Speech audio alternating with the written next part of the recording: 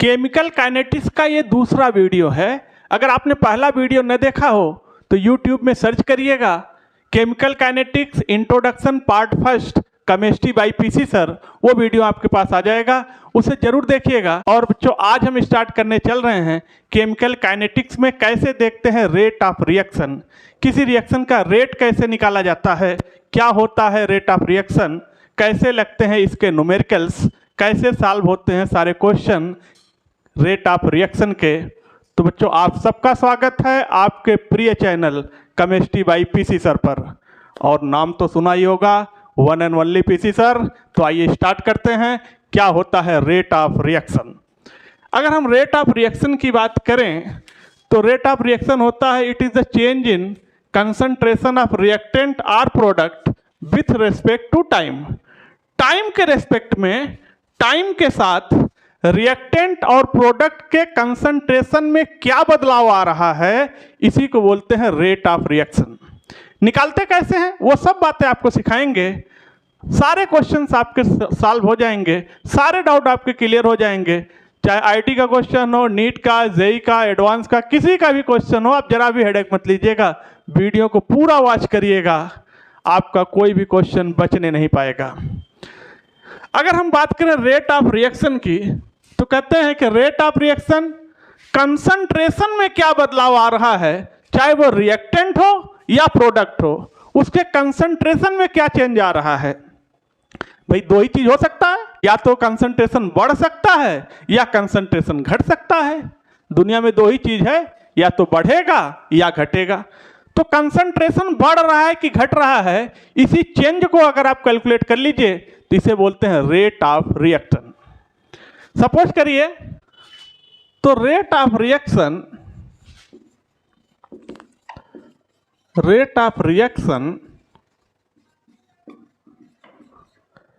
Is equal to होता है decrease, downward यानी decrease in concentration of reactant with respect to time divided by time is equal to increase in concentration of product upon time। देखिएगा ये है rate of reaction. Rate of reaction निकालना है is equal to decrease in concentration of reactant with respect to time. Time के respect में reactant के concentration में कितना कमी आया, decrease, is equal to increase in concentration of product with respect to time.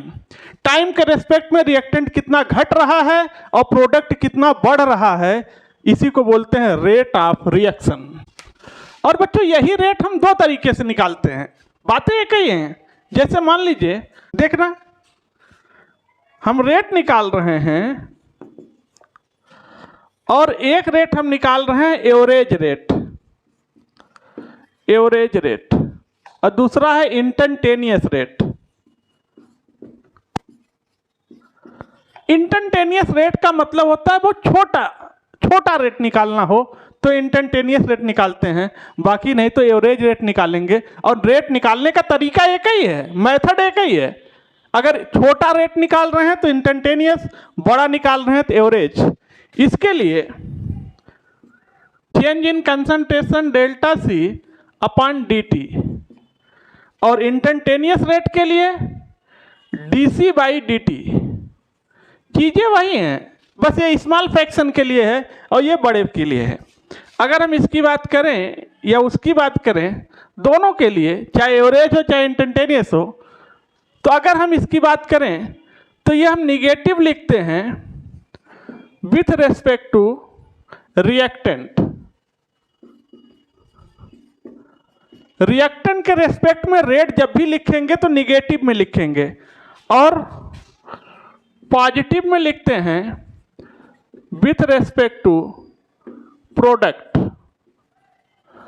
Product के रेस्पेक्ट में जब भी हम निकालेंगे रेट तो पॉजिटिव, रिएक्टेंट के रेस्पेक्ट में निगेटिव, अभी आपको लिख के भी दिखा रहे हैं। तो जो आपने देखा कि कैसे रिएक्टेंट का कंसंट्रेशन घटेगा, प्रोडक्ट का कंसंट्रेशन बढ़ेगा, और इसी को अगर टाइम के रिस्पेक्ट में हम कैलकुलेट कर लें तो इसे बोलते हैं रेट ऑफ रिएक्शन।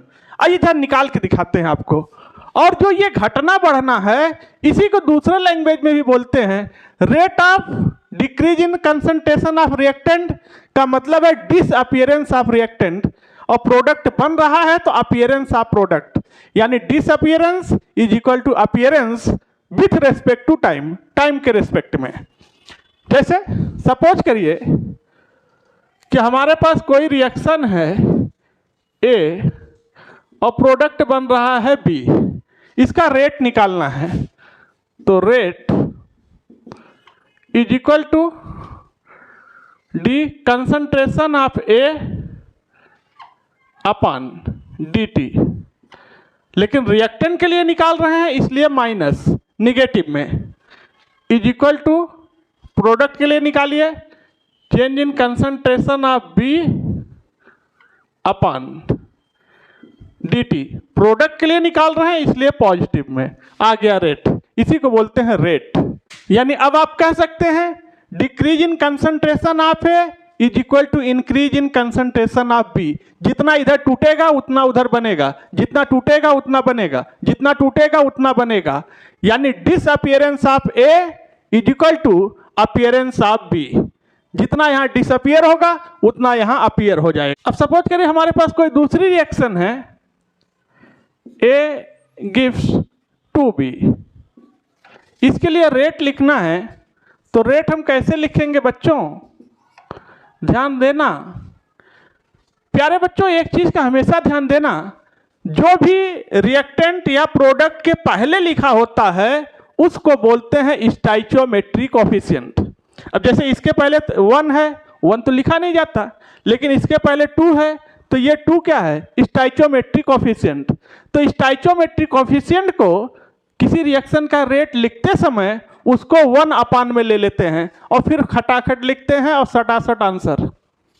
यानी rate is equal to D concentration of A upon dt, और किसमें, माइनस में, is equal to stoichiometric coefficient है अपान में लो 1/2 into concentration of B upon dt, किसमें, पॉजिटिव में।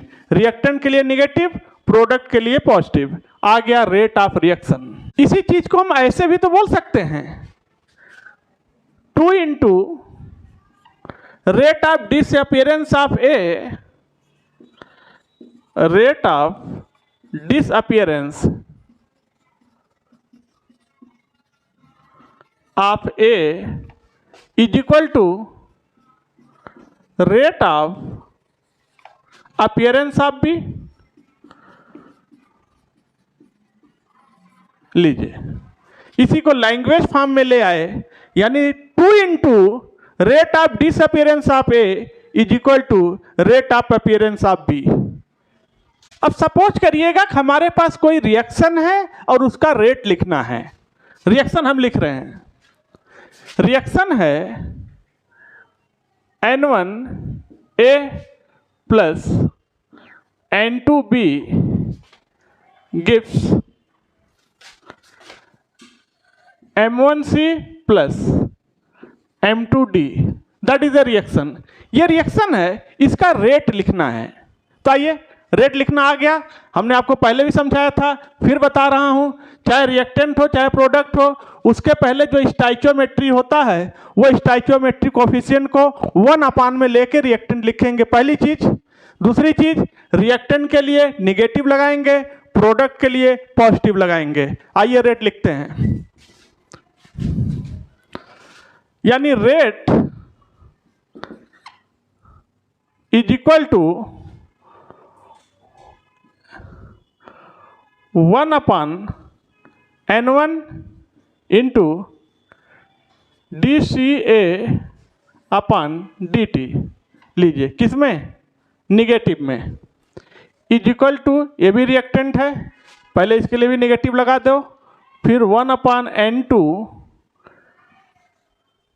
D concentration of B by D T हो गया इज इक्वल टू, अब प्रोडक्ट के लिए निकालना है तो पहले पॉजिटिव लगाइए और 1/m1 into concentration of C upon D T is equal to, positive लगाइए फिर प्रोडक्ट है 1/m2 into concentration of D by D T, लीजिए that is the rate of reaction. अगर आपको रेट लिखने आ गया, सही रेट लिखने अगर आपको आ गया तो फटाफट आप न्यूमेरिकल को सॉल्व कर लेंगे, बस खाली वैल्यू पुट करना है और कैलकुलेट करना है। अगर रेट नहीं लिख पाओगे तो आप कोई भी क्वेश्चन सॉल्व नहीं कर पाओगे।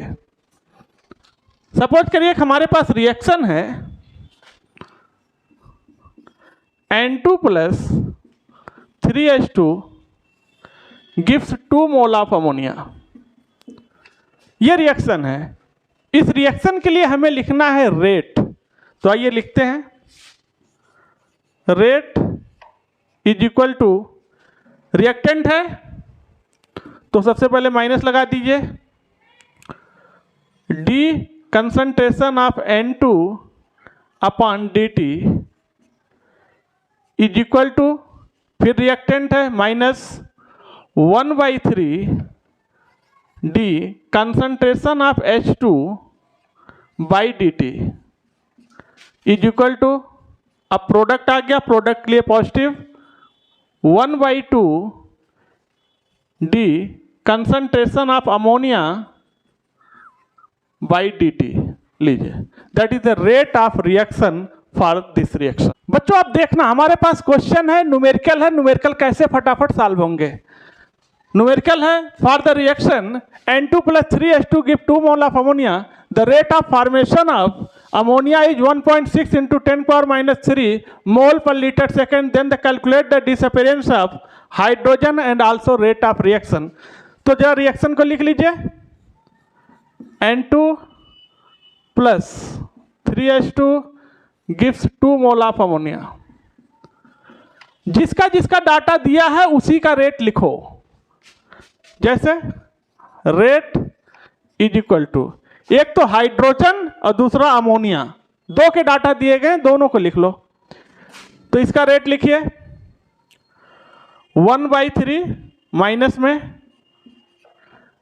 Into D concentration of H2 upon D T is equal to, positive में 1/2 into concentration of ammonia by D T, लीजिए। अब जरा वैल्यू पुट करिए, तो बस इसको सॉल्व करिए, ये हो गया 3 उधर चला गया, तो D change in concentration of H2 by D T is equal to, तो ये हो गया 1/2 इंटू 3 इधर आ गया, 3 इंटू अमोनिया का अपीयरेंस कितना दिया है 1.6 इंटू 10⁻³ 1.6 इंटू 10⁻³। तो बस अब सॉल्व ही तो करना बचा। तो ये हो गया 2 से 2 8 टाइम, तो आ गया आपका आंसर 8×3 = 24 2.4 इंटू 10⁻³